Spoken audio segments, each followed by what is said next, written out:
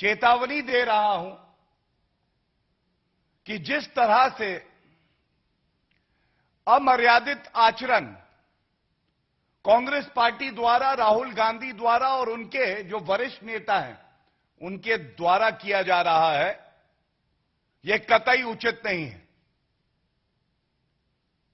पहले आप चोरी करेंगे, देश को लूटेंगे और उसके बाद पूरे देश में अराजकता फैलाने का प्रयास करेंगे। पहले चोरी फिर सीना चोरी। लोकतंत्र में मर्यादा होती है, यह देश संविधान से चलता है। और जिस तरह से देश की एक जांच एजेंसी को डराया जा रहा है, धमकाया जा रहा है, तो गांधी परिवार, सोनिया गांधी और राहुल गांधी ये जान लें कि वो कानून से ऊपर नहीं है। यह भी तथ्य सर्वविदित है कि सोनिया गांधी और राहुल गांधी दोनों बेल पे बाहर हैं, भ्रष्टाचार के आरोप पे बाहर हैं, और उसके बाद भी एक अभियुक्त और आरोपी होने के बावजूद सार्वजनिक जीवन में आप हैं, आपकी जिम्मेदारी बड़ी है। आपको चाहिए कि जो सवाल जनता पूछ रही है, जो हम यहां से उठा रहे हैं, उनका उत्तर दें। लेकिन हमने क्या देखा? हमने ये अनर्गल बयान सुने हैं। ईडी को सोनिया गांधी जी से, राहुल गांधी जी से पूछताछ करने के लिए घर जाना चाहिए। यह कहां देखा गया है? यह बात सही है कि कांग्रेस पार्टी के लिए उनके नेता सोनिया गांधी और राहुल गांधी और गांधी परिवार संविधान से ऊपर हैं, लेकिन कोई आरोपी है तो हमारे देश का कानून यह कहता है कि उससे पूछताछ भी होगी और जो मुख्यालय होगा वही होगी। जो वीवीआईपी कल्चर कांग्रेस की सरकार में चलता था, यह बंद किया है तो श्री नरेंद्र मोदी जी की सरकार ने किया है और आम जनता की यही चाहत है।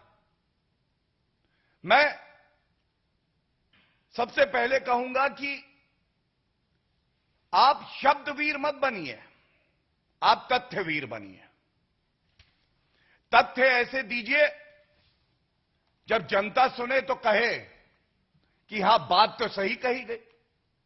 और मेरा प्रयास इस मंच से केवल इतना है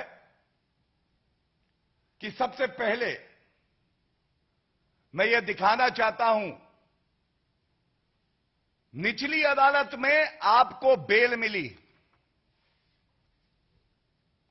वो बेल का ऑर्डर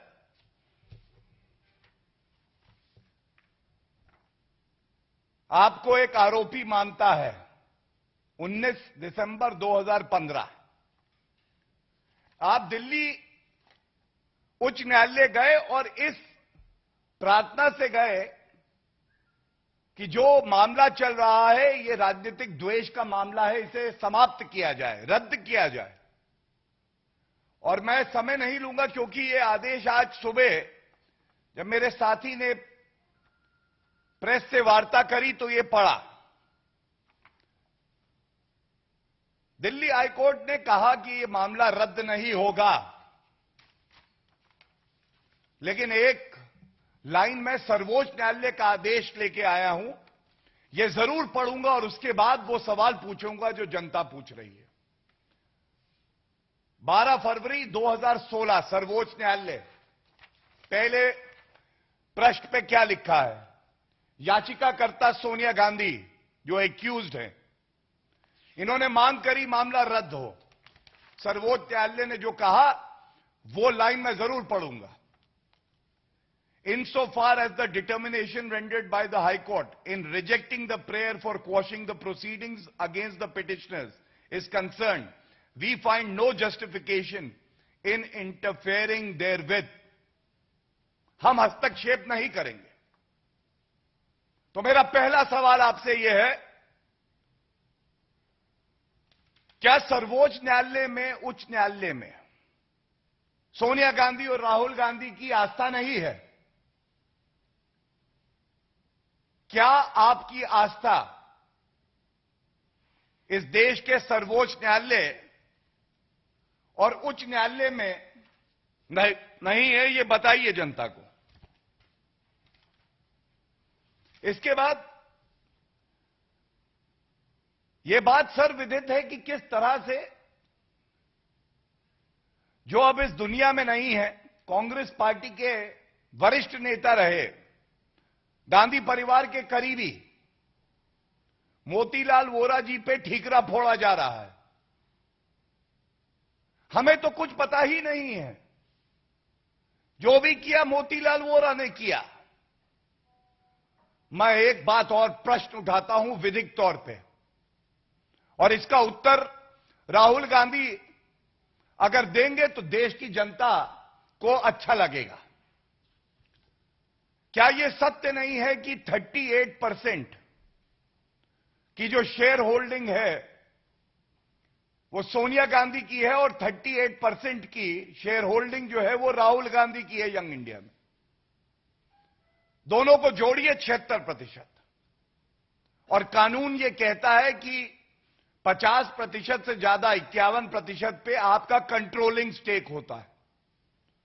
कंपनी द्वारा जो भी फैसला किया जाता है वो मेजॉरिटी शेयर होल्डर द्वारा किया जाता है। मेरा दूसरा सवाल, जब कंट्रोलिंग स्टेक राहुल गांधी और सोनिया गांधी का है और गांधी परिवार का है 76% से ज्यादा, तो ठीकरा फोड़ा जा रहा है एक ऐसे व्यक्ति में पर जो आज दुनिया में नहीं है। तो यह फैसला किसने लिया था?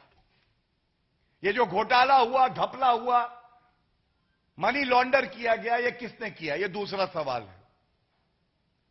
तीसरा सवाल, डोटेक्स नामक एक कंपनी है जो 1 करोड़ का लोन, 1 करोड़ का लोन देती है यंग इंडिया को, और यंग इंडिया वो कंपनी है जिसके पास 1 रुपए का असेट नहीं, जिसकी वैल्यूएशन 0 है। मेरा तीसरा सवाल है, राहुल गांधी जी अगर हिम्मत हो तो दीजिएगा, जिस कंपनी के पास 1 रुपया नहीं, 1 असेट नहीं, उसको एक और कंपनी 1 करोड़ रुपया क्यों देती है? कृपया करके देश को यह बताइए। इधर उधर की बात ना कर, यह बता गांधी परिवार ने देश लूटा क्यों? यह तीसरा प्रश्न है। चौथा प्रश्न जो हम चाहते हैं आप उत्तर दें, तल्खी ना दिखाइए, ईडी को धमकी ना दीजिए, केवल चौथे प्रश्न का उत्तर दीजिए। राहुल गांधी की जेब से 1 रुपया नहीं गया। पहली जो किस्त 50 लाख की आई डोटेक्स की, वो उन्होंने पे करा, और जब पे करते हैं तो 2000 करोड़ रुपए की संपत्ति जो है एजेएल की, वो ट्रांसफर हो जाती है यंग इंडिया में। निष्कर्ष क्या है? जेब से 1 रुपया नहीं दिया, 2000 करोड़ की संपत्ति के मालिक, कंट्रोलिंग स्टेक जो 76% मैंने बताया है उसके हो गए। जो 50 लाख दिया वो भी किसी और कंपनी से लिया। ऐसा ट्रांजैक्शन राहुल गांधी जी हमने तो कभी नहीं देखा। कृपया करके उत्तर दीजिए। और पांचवा बहुत बड़ा सवाल है, और इसके लिए कोई बहुत ज्यादा आपको विधिक समझ या व्यावहारिक समझ की आवश्यकता नहीं है। यह उच्च न्यायालय के आदेश में भी आया है कि 2000 करोड़ से ज्यादा की संपत्ति एजेएल के पास थी, असेट्स थे। लोन था 90 करोड़ का। यह बात और है कि एक पॉलिटिकल पार्टी अपने वर्कर से चंदा लेके दूसरी कंपनी को लोन देती है, यह कितना उचित है। लेकिन उसमें ना जाते हुए मैं एक जो बड़ा प्रश्न कर रहा हूं, आपके पास जेब में 2000 रुपए हैं, 2000 करोड़ का मामला इसलिए 2000 रुपए, और 90 रुपए आपको किसी को देने हैं। 90 करोड़ का लोन है, तो आप 2000 के पूरा का पूरा दे देंगे। आप उस असेट को बेच के 90 करोड़ का लोन दे सकते थे, लेकिन नहीं। मंशा क्या थी?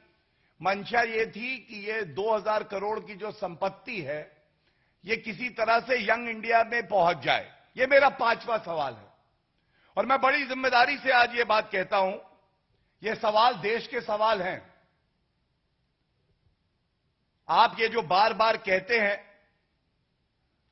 मैं आदरणीय प्रधानमंत्री श्री नरेंद्र मोदी जी से नहीं डरता हूं। राहुल गांधी जी, जो आपका ट्रैक रिकॉर्ड रहा है, जो आपके परिवार का ट्रैक रिकॉर्ड रहा है, भ्रष्टाचारी परिवार जिसके 3 सदस्य बेल पे बाहर हैं। कोई राजनीतिक परिवार है क्या भारत में जिसके 3 सदस्य बेल पे बाहर हो? सोनिया गांधी, राहुल गांधी, रॉबर्ट वाड्रा। यह बात सही है कि आपको अगर डर नहीं लगता है, तो डर नहीं लगता है भ्रष्टाचार करने से। आपके परिवार को और पार्टी के लीडर को डर नहीं लगता है तो वो कानून तोड़ने से, और आपको डर नहीं लगता है जब आप धमकी देते हैं देश की एक जांच एजेंसी को। लेकिन यह भी सत्य है राहुल गांधी जी, आपको डर लगता है।